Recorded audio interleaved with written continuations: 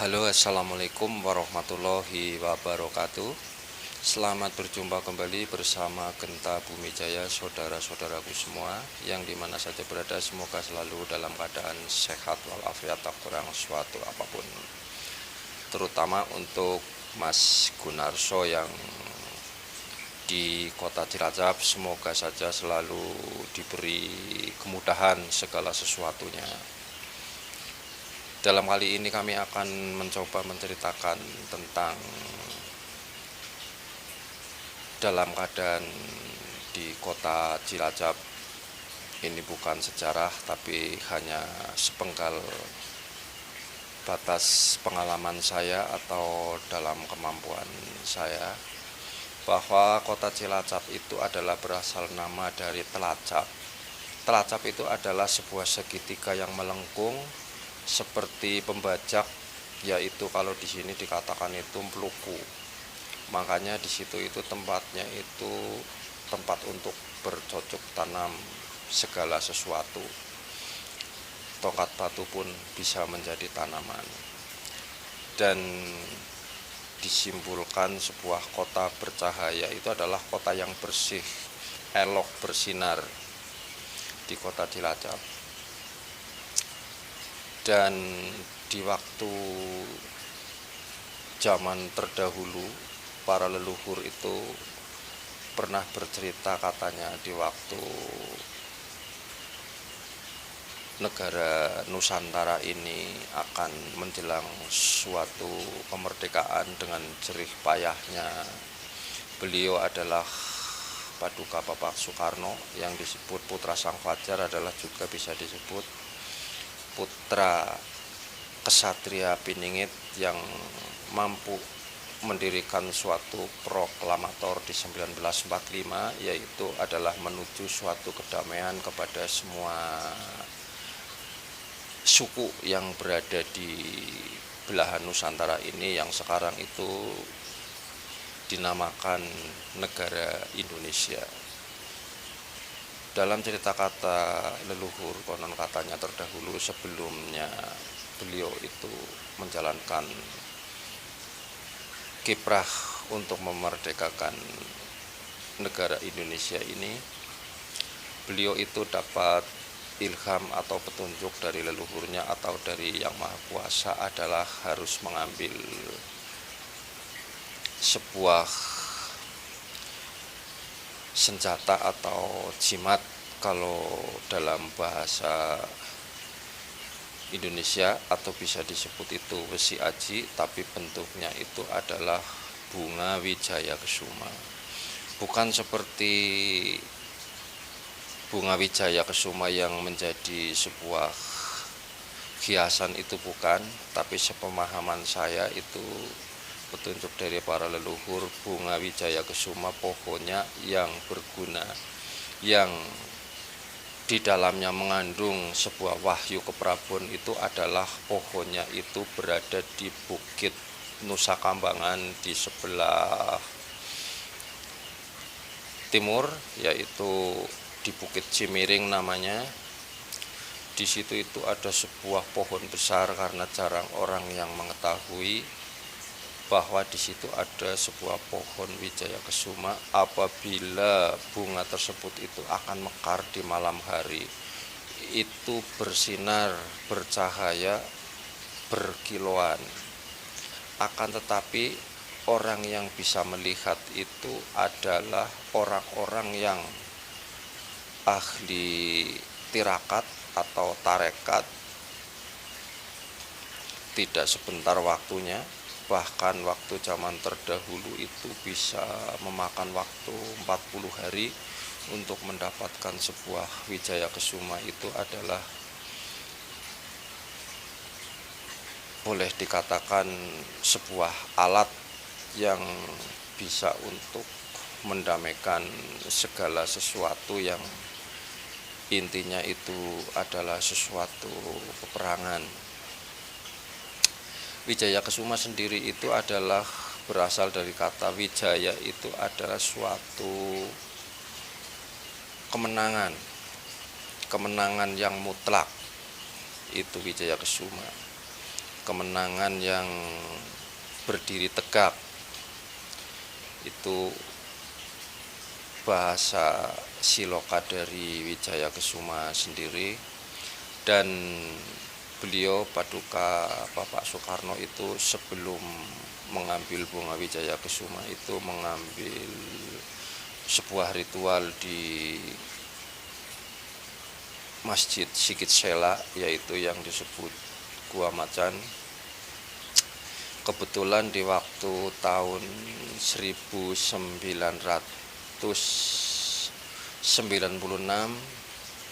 saya itu juga pernah mendatangi di bawah pohon Wijaya Kesuma tersebut yang berada di Bukit Cimiring itu di bulan Suro. Kebetulan waktu itu beliau Bapak Atas yang intinya itu memegang kunci di sekitar daerah Cilacap. Beliau itu sudah mendiang almarhum, semoga selalu dapat suatu kebahagiaan, jalan yang terang di sisinya.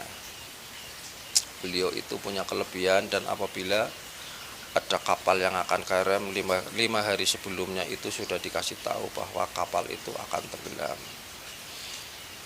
Itu sepengetahuan saya, di waktu saya itu pernah diajak untuk melihat keadaan di daerah Nusa Kambangan dahulu. Memang saya itu orangnya seneng, suka menelisik kesana kemari, cuman hanya untuk sebatas pengalaman saya itu tidak mencari suatu apapun. Nah, untuk Cilacap sendiri sebenarnya itu kota yang boleh dikatakan sebuah tempat muaranya sedulur papat kelima pancer. Yang disebut sedulur papat kelima pancer itu adalah saudara kita yang lahir dalam waktu 1 hari, tapi beliau itu bentuknya itu kotoran, darah dan sebagainya, sehingga dicuci di sungai mengalir sampai ke tepi lautan. Maka orang zaman terdahulu itu kebanyakan orang meyakini bahwa di sana itu apabila akan menengok saudara tua, saudara muda yang disebut sedulur papat kelima pancer itu harus membuang suatu bunga ke pantai. Jadi membuatkan sebuah sesaji, bukan membuat sesaji untuk para jin atau setan dan sebagainya, tapi artinya dalam sepengetahuan saya, kalau orang itu memberikan suatu sesaji di tepi pantai itu adalah memberikan suatu kehormatan, memberikan tanda terima kasih bahwa dalam kehidupannya itu selalu dalam keadaan sehat walafiat, meminta doa kepada Yang Maha Kuasa agar diberi keselamatan dunia dan akhiratnya. Itu kalau menurut zaman orang terdahulu. Nah, lalu di dalam kota Cilacap itu kenapa kok disebut kota Cilacap bercahaya? Cilacap seperti halnya yang seperti disebut saya tadi, juga di sisi lain itu Cilacap juga sedikit mengambil daerah perbatasan Pasundan Wiwitan yang disebut Cai, itu adalah air. Jadi di situ itu ada perairan yang luas, dan juga di situ juga untuk bercocok tanam di tempat perairan. Itu seperti itu. Dan juga bisa dikatakan di situ itu Cilacap bercahaya adalah di situ ada tempat kilang minyak, karena obornya itu selalu menyala, itu juga bisa disebut bercahaya. Juga akan bisa disebut putra-putranya itu akan punya cahaya yang terang di dalam niat dan cita-citanya, di dalam pikirannya. Mereka itu punya semangat yang tinggi. Itu menurut di batas kemampuan saya. Kalau di daerah Cilacap ini bukan cerita tentang sejarah, tapi insya Allah kalau untuk membuka sejarah sedikit saya pun juga memahami. Cuman ini hanya sebuah cerita tentang kota Cilacap kota yang selalu mendambakan sebuah kedamaian, kedamaian lahir secara batin, kedamaian secara hakiki, kedamaian secara jiwa, dan masyarakatnya juga termasuk orang-orang yang giat bekerja, termasuk para nelayannya dan sebagainya di situ. Dan untuk di daerah Cilacap sendiri awalnya itu di situ ada nama itu yang disebut itu daerah Donan, belum ada Cilacap. Nah, kalau menurut dalam batas kemampuan saya, Donan itu adalah diadon. Diadon itu bisa disebut daun, bisa disebut diadon. Terus pemekaran ada yang namanya desa Kampung Baru dan sebagainya. Di situ ada Kandang Dara, di situ ada Bayeman, di situ dulunya itu juga ada pelabuhan baterai dan sebagainya. Itu juga jerih payah dari para leluhur yang berada di kota Cilacap.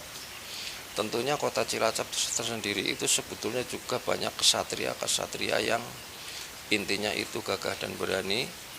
Tapi yang disebut kesatria Piningit itu kan kesatria yang selalu itu berbuat baik tapi tidak mau ditampakkan untuk kebaikannya kepada orang lain. Jadi kalau seorang kesatria Piningit itu mayoritas rata-rata itu orangnya justru malah kesampar kesandung, selalu terhina, tapi sebetulnya dalam perjalanannya itu selalu itu memberikan suatu kebaikan secara lahir dan batin. Jadi kepengen memerdekakan secara hakiki, merdeka dalam dirinya itu bukan berarti dirinya itu bahagia. Merdeka itu adalah merasakan sebuah kepuasan, memberikan suatu kesenangan kepada orang lain, tentunya kepada saudaranya dan kepada siapapun yang ada di atas muka bumi ini. Itu kalau di dalam cerita para leluhur. Semoga dalam cerita ini untuk Mas Gunarso yang selalu menyimak di dalam video saya, dan apabila dalam cerita ini kok masih ada sesuatu kekeliruan atau ada kekurangan, karena saya sendiri itu bukan orang Cilacap, tapi Cilacap termasuk juga bagian dari Karsidenan Banyumas. Karena kalau diambil dari zaman dulu dalam kerajaan yang disebut itu Raja Bule Bahas yang ada di sana itu yang dulunya akan menyunting putri dari kerajaan Pasir Luhur yaitu Dewi Ciptarasa, yang akhirnya itu dalam ceritanya bla bla bla bla, itu memang terlalu panjang kalau kita ceritakan karena saya selalu membuat cerita yang sedikit singkat. Tentunya di Karsidenan Banyumas itu mencakup meliputi termasuk Kebumen, Banjarnegara, Cilacap, terus termasuk perbatasan Brebes, yaitu sebagian, makanya di perbatasan Cilacap kebanyakan banyak orang yang pandai berbahasa Sunda, karena itu termasuk masih dulunya itu masih dalam bagian daerah Pasundan. Itu seperti itu.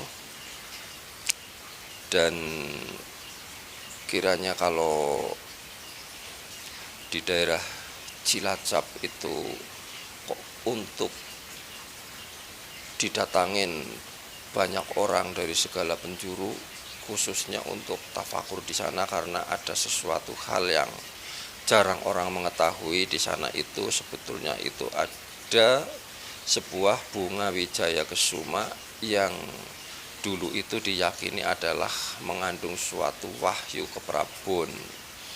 Dalam cerita terdahulu para leluhur itu, bunga wijaya kesuma itu daunnya saja kalau jatuh ke laut itu menjadi ikan dawah. Ikan dawah itu mirip seperti ikan bawal, tapi ikannya itu seperti perak. Itu konon ceritanya zaman dulu daunnya saja jatuh ke laut itu menjadi sebuah ikan dawah. Dan dawah sendiri itu kan bahasa Jawa itu dawah itu kan jatuh. itu menjadi ikan. Sedangkan bunganya itu apabila itu mekar di malam hari, itu mekarnya itu bagaikan cahaya. Kalau tahu daru, yaitu seperti daru.